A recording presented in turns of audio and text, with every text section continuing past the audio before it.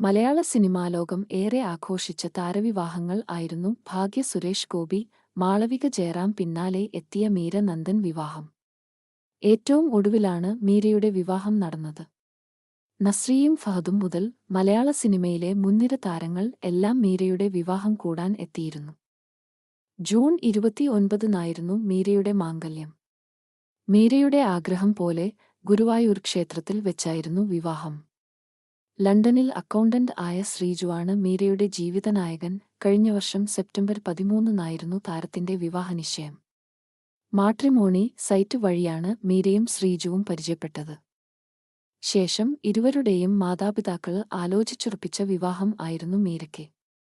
വിവാഹശേഷവും താൻ ജോലിയുമായി ദുബായിൽ ഉണ്ടാകും എന്നാണ് മീര മാധ്യമങ്ങളോടായി പറഞ്ഞത്. ഹണിമൂണും ലണ്ടനിലെ റിസപ്ഷനും കുറച്ചുനാൾ കഴിഞ്ഞാകും എന്നും മീര അറിയിച്ചിരുന്നു. മീര പറഞ്ഞപോലെ തിരികെ ജോലിയിലേക്ക് കടന്നു. ശ്രീജു ലണ്ടനിലേക്ക് പോയെന്നും അടുത്ത റിസപ്ഷൻ അധികം വൈകാതെ തന്നെ ഉണ്ടാകുമെന്നുമാണ് സൂചന. കഴിഞ്ഞ ദിവസം മീര പങ്കുവച്ച സ്റ്റാറ്റസിലൂടെ ആണ് ജോലിയിൽ തിരികെ എത്തിയതായുള്ള സന്തോഷം പറഞ്ഞത്. തിരിച്ചെത്തിയ മീരയ്ക്ക് സുഹൃത്തുക്കൾ സ്വീകരണം ഒരുക്കിയതിന്റെ വിശേഷവും സോഷ്യൽ മീഡിയയിൽ നിറയുന്നുണ്ട്. മീരയെ ആദ്യമായി കണ്ട നിമിഷത്തെക്കുറിച്ച് അടുത്തിടെ മീര പങ്കിട്ട വീഡിയോയിൽ ശ്രീജു സംസാരിച്ചിരുന്നു. മീരയെ കണ്ട നിമിഷത്തിൽ തന്നെ ഇഷ്ടം തോന്നിയെന്നും തന്റെ ഭാര്യയാകാൻ പോകുന്ന പെൺകുട്ടിയാണെന്ന് അപ്പോൾ തന്നെ തോന്നിയിരുന്നുവെന്നുമാണ് ശ്രീജു പറഞ്ഞത്.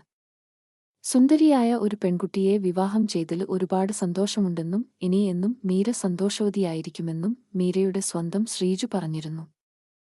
മെഹന്തി, ഹൽദി, സംഗീത് ആഘോഷങ്ങളും വിവാഹത്തിന്റെ ഭാഗമായുണ്ടായിരുന്നു.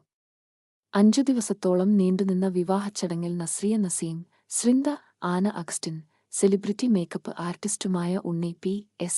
സജിത്ത് ആൻഡ് സുജിത്ത്, കാവ്യ, ദിലീപ് എന്നുവേണ്ട സിനിമയിലെ ഒട്ടുമിക്ക താരങ്ങളും പങ്കെടുത്തിരുന്നു. കൊച്ചി എളമക്കര സ്വദേശിനിയായ മീര നന്ദനെ മുല്ല എന്ന ചിത്രത്തിലൂടെ സംവിധായകൻ ലാൽ ജോസാണ് മലയാള സിനിമയ്ക്ക് പരിചയപ്പെടുത്തിയത്. 2008-ലാണ് മുല്ല റിലീസായത്. ടെലിവിഷൻ ആങ്കറായി കരിയർ ആരംഭിച്ച മീര ദിലീപിന്റെ നായികയായിട്ടാണ് ബിഗ് സ്ക്രീനിലേക്ക് എത്തിയത്. അതിനുശേഷം നിരവധി സിനിമകളുടെ ഭാഗമായി.